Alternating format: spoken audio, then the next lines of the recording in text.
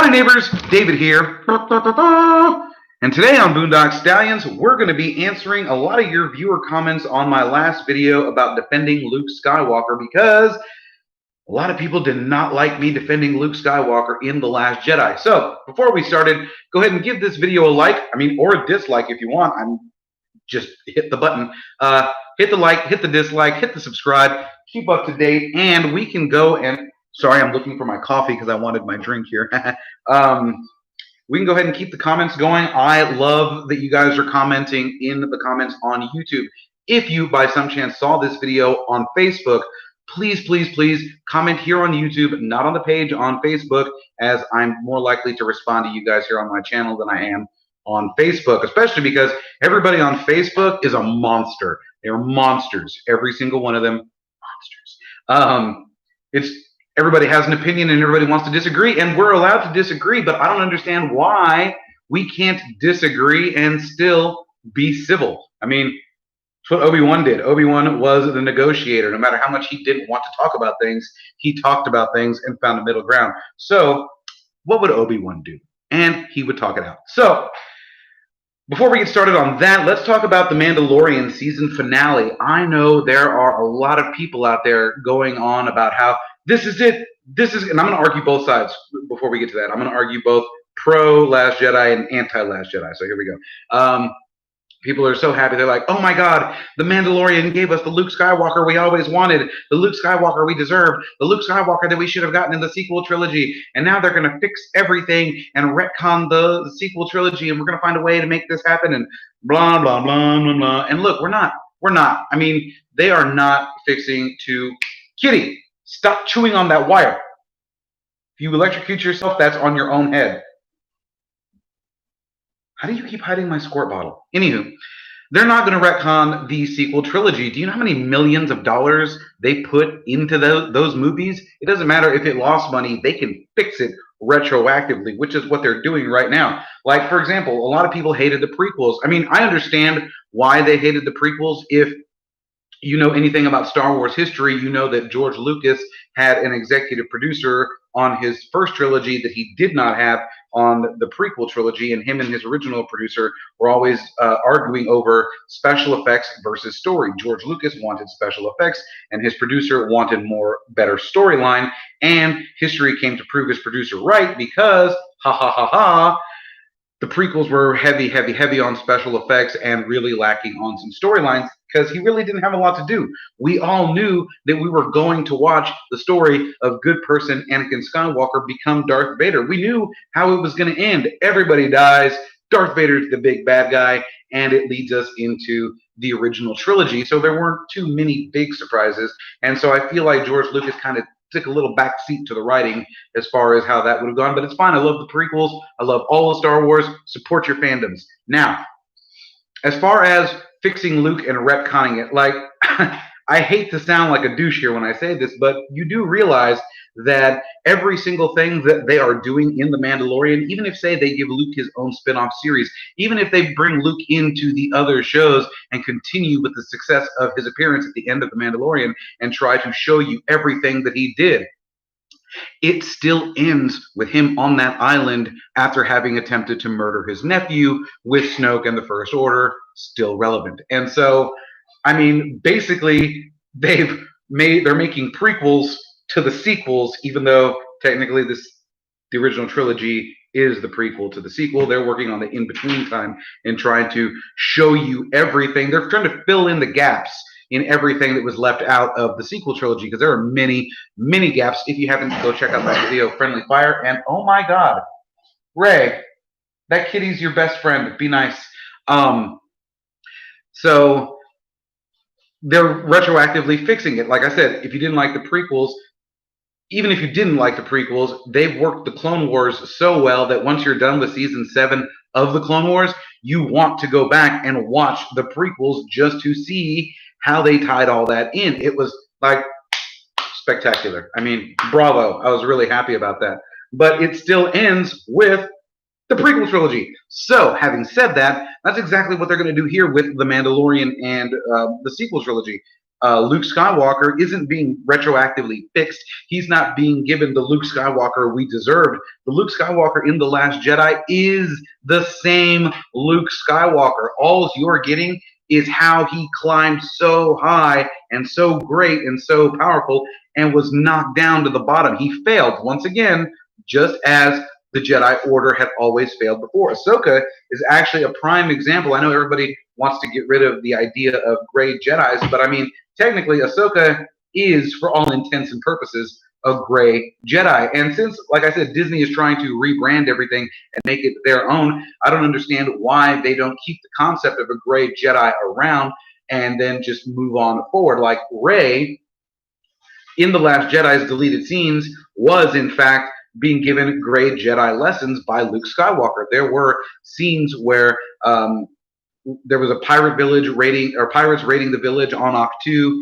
and Luke was explaining that they could go save the villagers, but to save them now would hurt them later because in the future, Rey and Luke might not be on the island to protect them from the pirates when they come back with more numbers and worse intent to kill them. So that right there is a gray Jedi lesson, and it was deleted from the movie. But let's say at the end of Rise of Skywalker, when Rey showed up at the Lars homestead, she wasn't just there to make a new home. She wasn't just there to bury the lightsabers in the ground. But she could have been there to start her new academy, a gray Jedi academy, finally balancing the light and the dark. And they don't even have to call themselves gray Jedis. Like she took on the Skywalker name. They could call themselves Skywalkers. I mean, could you imagine Disney taking the copyrights out on the word Skywalker, and now instead of a Jedi Order, you have an Order of Skywalkers. You have Rey Skywalker, Finn Skywalker, Broom Boy Skywalker, Grogu Skywalker. I'm just kidding. It's Grogu Jaren, as in Din Djarin, because, you know, Mandalorian. This is the way.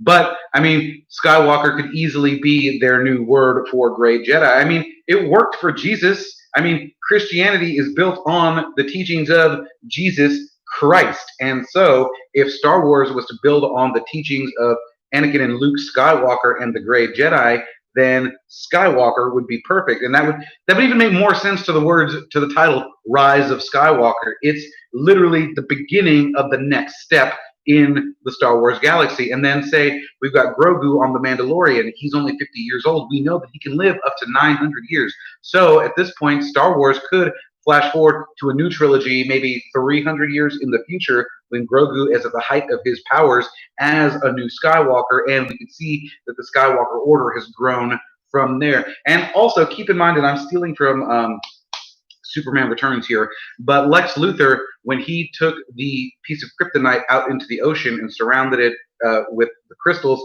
from Superman's Fortress of Solitude, he used it to build kryptonite around his new little island to keep Superman off. So what if the whole idea behind Rey burying the lightsabers wasn't in fact just to bury them and give them a proper send-off, but she was returning the crystals to the earth, knowing that in a few thousand years' times there would be a nice surplus of kyber crystal growing beneath the Lars homestead, thus making it a new home for the gray Jedi / Skywalkers. So that's really my thought on that. And so, like I said, there is no fixing Luke Skywalker. You're just going to get the same Luke Skywalker before he fell into depression and despair. And like I said, I'm sorry that everybody was okay with Obi-Wan and Yoda failing and being at the top of their power and then falling back, you know,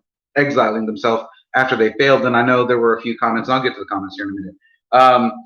So now let's argue the other side of that coin, because could Lucasfilm and Disney retcon the sequel trilogy? Absolutely, absolutely, and there is a perfect precedent for it. If you are familiar with the show Star Wars Rebels, in the 4th season, Ezra Bridger makes it to the World Between Worlds, and in the World Between Worlds, he's able to walk down this kind of sidewalk pathway thing and look into windows of time from the past, the present, and the future, and see the entirety of the Star Wars saga. There was even a cameo from Rey from scenes from The Force Awakens in that episode of Rebels and some stuff from the originals and the prequels. And so it was a really nice way of tying it. But the most important aspect of it there was that Ezra got to see into the window where he last saw Ahsoka. And the last time he'd seen Ahsoka at this point was when Ahsoka was fighting Darth Vader on that temple. And what happened was we all assumed that Ahsoka died when the pyramid collapsed upon them, but she didn't. You're watching the scene where Vader is about to kill her, and Ezra reaches through that little window of time and pulls Ahsoka out, thus saving her life. And at this point, Ahsoka is actually 2 years younger than she's supposed to be, because instead of taking the long way, those two from season 2 to 4, she just got time traveled through that little porthole. And by doing so, what we thought had already happened, i.e., her death, was actually retconned because she never actually died. She was saved at the point of her death by Ezra using the world between worlds. And when I was watching this, I was immediately thinking, oh, that's a retcon device. If ever there's a failure in the Star Wars series somewhere, they can use the world between worlds to kind of backtrack around it. So it still exists, but because of the future of the timelines, it can be overlooked, erased. I don't know if you're familiar with the machete cut of Star Wars. The machete cut of Star Wars is episode 4 and 5, and then you go back and watch episodes 2 and 3 as if they were Darth Vader reflecting on when everything went wrong for him, reflecting on his past. And it could be even a shared memory between him and Sidious and Yoda, so that you can see all different points of view for everything that was going on. And then after 3, you jump into 6, thus deleting episode 1, because a lot of people hated that movie, and so they deleted it from the timeline by watching the machete cut. And it's actually very powerful. I don't know if anybody's ever watched episode 3 and 6 back to back, but when you see them together by comparison, it's like, wow, George Lucas actually was paying attention to his own storytelling and keeping the plot holes and everything well in time. So the world between worlds is actually a way they could retcon the sequel trilogy, and I don't like the idea of it. I mean, one, I'm not a big fan of the sequel trilogy. I enjoyed The Force Awakens. I loved The Last Jedi for subverting all of our expectations, but I do criticize it for subverting them past the point of tolerance. I mean, they were just subvert, subvert, subvert, subvert. And Kitty, get off of my wires. That's my internet wire. I need that, especially right now. Thank you. And so I was understanding that they could use the world between worlds to retcon everything. And if y'all will excuse me for just a second, I have got to get a squirt bottle on my cat. But they could use it to retcon. Oh, now you run. My little squirt bottle comes up and my kitties turn into a couple of big pussies. And so I really hope they don't retcon him. Like I said, I love the Rise of Scott, or I'm sorry, I love The Last Jedi, and then we get to Rise of Skywalker, and oh my God, go watch my Friendly Fire video. It's like 40 minutes, but you don't even tell that I'm rambling for like 40 minutes. Like, I can't even tell that I've been doing this for 13 minutes now. But Lord, I have to get ready for work. Let's see. So there's no way that they're going to retcon the story. And now let's get to some of your comments. Blah, blah, blah, blah, blah. Bad Fails wrote, I think there's more to the concept of balance than just a numbers game between light and dark force users. Rey described the balance during her training with Luke, and it was all about the cycle of life and death. To me, this suggests that the imbalance was caused by Palpatine's immorality. I'd go a step further and suggest that it's actually Darth Bane's immorality, as he created the rule of 2 and has spent a millennia training new apprentices to hijack their bodies. Examples, every Sith Master since Bane has been Bane. I like that theory, but also it's with Disney, we don't know what they're going to keep in with canon and what's not canon, what's legends, and what's actually going to happen, because it seems like they're just doing their absolute best to cherry pick everything. So now, I know I said I love it when you guys reply, so we're going to give another one here. This one I'm not a big fan of, because I expect more from my viewers. You're all Star Wars fans. We're all here for the same reason, so I'm going to need you guys to really step up your game in the comments. I want a full, thought-out message. I mean, okay, I'm going to read you what we got. Mickey Shaw wrote, "What Ryan Johnson did to Luke is unforgivable. There was nothing original about The Last Jedi. Ryan Johnson stole from Lucas's original script and then sidelined the lead characters and introduced Luke, his silly Rose character. Also, I'm going to need y'all to step up your grammar game. I'm a grammar Nazi. I will catch all of you. And so I will call you all out on that. Luke Skywalker has returned. The Last Jedi is dead." There's literally no elaboration, no meaning, no thought behind this. This is just wah, wah, wah. I didn't like it, and I want to cry about it on somebody's channel, which is fine. But I expect more from you guys. Trace Music 777, who is probably one of my new favorite people, he wrote, "My sentiments exactly. Why doesn't anybody give any crap to Obi-Wan and Yoda, but when Luke fails for similar reasons and circumstances, it became bedlam. Thing is, a lot failed to see that he actually redeemed himself with encouragement from Rey once he saw the holo message from R2, so that R2 so cheekily showed him from Leia to Obi-Wan Kenobi in A New Hope. By the way, showing that message was a subtle way to inform the audience that Luke was supposed to be the sequel trilogy's Obi-Wan, and that's actually the way that George Lucas would have done it, because in a Navy's interview with Mark, he stated that he wanted to play an Obi-Wan type character, passing down Excalibur to the next generation." Now, this is true. I've seen this video. I don't remember if it was in Empire of Dreams or from, oh, Kitty, stop it.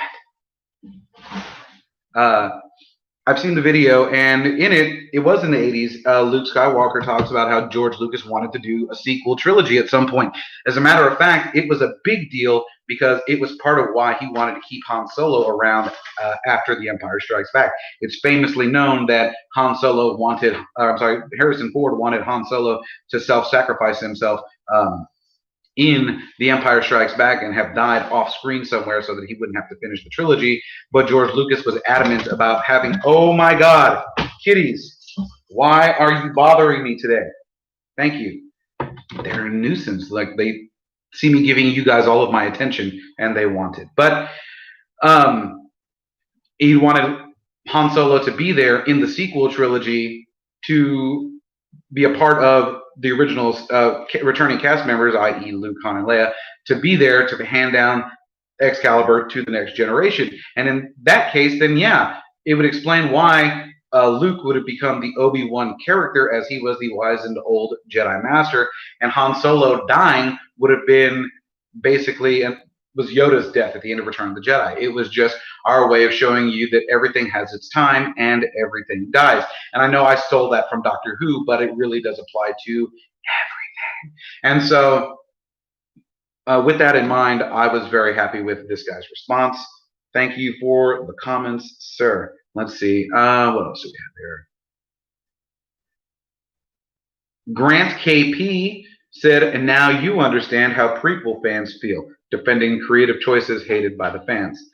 Absolutely. Because like I said, I understand every point of view. My biggest problem is that I empathize with all sides of arguments so that I can come up with the best argument. I mean, it's like Darth Sidious said, if you want to become a true and wise leader, you've got to embrace a larger perspective and point of view than just the narrow dogmatic views of the Jedi. And I'm not trying to hate on the Jedi, but I mean, there is some shade. Like, everything Luke Skywalker said was true about them. They failed. They were a police force. Like, everybody hated that all of the First Order stormtroopers were taken from their family as children and brainwashed and raised to be killers. But I mean, the Jedi Order did that for over 1,000 generations, and nobody had a problem with it because they were, quote, the good guys. And so, okay. Len H., because I had a lot of interruptions on my video last time, said, "You still stream at home on Wi-Fi? Why? Just plug into your modem. I have nothing Wi-Fi except one TV in my kids' room. All TVs are hardwired, all 5 rigs hardwired, even though the kids' laptop." Look, man, I get it. I'm old. I know I look young and I sound young, and I mean, gorgeous, right? But I forgot that I had the wire to hook up to my modem for my laptop, and that's why there have been no breaks in this video. We've been streaming almost perfectly uninterrupted if it wasn't for my asshole cats. And so, thank you, Len H. Blah blah blah blah blah. Qui-Gon Joe. Qui-Gon Joe is one of my other favorites because he doesn't agree with me, but he wasn't angry. Wasn't hateful. He didn't try to call me names or anything. Also, like, I get it. My last name means nipple. So if anybody wants to hit me up in the comments and be like, okay, Mr. David Nipple, like, you haven't hit me with anything new that I haven't heard since I was 12. And it's really sad that 12-year-olds have been besting you for years. So, anywho, Qui-Gon Joe wrote, so I disagree with you. I made sure to watch your whole video, and I'm not going to dislike it. However, I am going to leave some points I thought of here. You can dislike my videos. I mean, I know the goal is to have everybody love me, but I mean, I'm not that narcissistic. I understand that people are going to disagree and not like things that I say. So if you want to hit the dislike video or hit the dislike button, hit the dislike button. It's not going to hurt my feelings. I'm just happy you're watching and interacting. So, one, liking The Last Jedi is not a bad thing. I personally don't, but you acknowledge how it messed up Luke. I believe that Luke's character was destroyed when it was stated that he tried to kill Ben because he sensed darkness in him. There was no light at all, or what? I'm sorry, there was no light in him at all, or how can you refuse to kill Vader and then just be like, I'm going to kill my nephew? It didn't sit right with me, and I get that. Two, Yoda and Obi-Wan's exile was majorly different than Luke's because Yoda and Obi-Wan had a plan, which was Luke and or possibly Leia to beat the Empire, whereas Luke failed and didn't want to right his failure. I see where you're coming from with those points, Qui-Gon Joe. By the way, I love the name Qui-Gon Joe. I understand where you're coming from with that statement, but I mean, to be fair, Darth Vader did a lot of evil things. So many evil things that you might even feel that he was completely past redemption if you read all of the in-between books and comics and stories that went on for him. So, I mean, it's really kind of weak. A weak thought to say that Luke wouldn't have the thought to kill his nephew. And I mean, it's an awful thought. I love all of my nephews equally, but like, he was just learning from the past. This was an opportunity that Obi-Wan didn't have. Would Obi-Wan have tried to kill Anakin if he'd known what Anakin was going to aspire to do? No idea. He wasn't given that opportunity. Whereas Luke was sitting there realizing how the Jedi had failed with Anakin's training and how the Jedi had failed completely and let themselves be wiped out by not having the foresight to stop Anakin before he became Darth Vader, or to stop Palpatine before he could turn Anakin into Darth Vader, realized that he had been given a phenomenal option. Granted, he took it to the extreme, but he was given an option that they'd never had. It was an opportunity to stop a problem before it became a problem. I don't know if anybody here is familiar with, why is my thing flashing?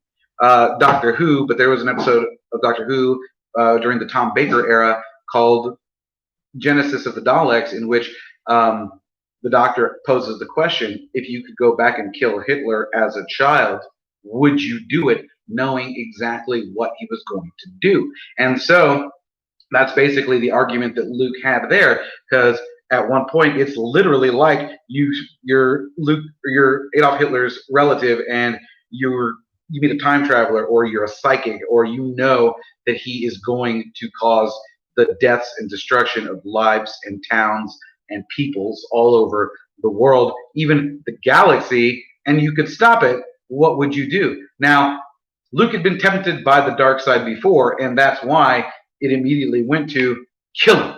I mean, don't try to save him, kill him. And in his moment of insanity, the mistake was made. Ben saw what he was doing, knew what was going to happen, and turned on his uncle. That was very much Luke's fault for giving into that moment of temptation, and he acknowledged it. It's one of the reasons that he failed and continued to fail, and realized that the Jedi had continuously failed and just didn't want to try. I mean, I've been there. I've lost all hope. I myself have been to the bottom of the barrel. I mean, There were times when I didn't want to continue going, but you can't keep a good guy down forever. Thankfully, Luke did, in fact, see the redemption, and it was a nice way to show you what might have happened with Obi-Wan back in the day. Anyways, I hate to cut this short, even though I've been rambling now for 24 minutes, but I've got to get to work here in a little while, so I need to go get ready. Let's see. Tomorrow, I'm putting together. Oh, tonight I'm putting together a review of the New Year's special for Doctor Who. So if anybody wants to watch the Doctor Who review, I'm putting that together tonight. It was okay. It was pretty good. It was actually better than pretty much anything they've done here recently in the Chibnall era. So be excellent to each other and party on, dudes.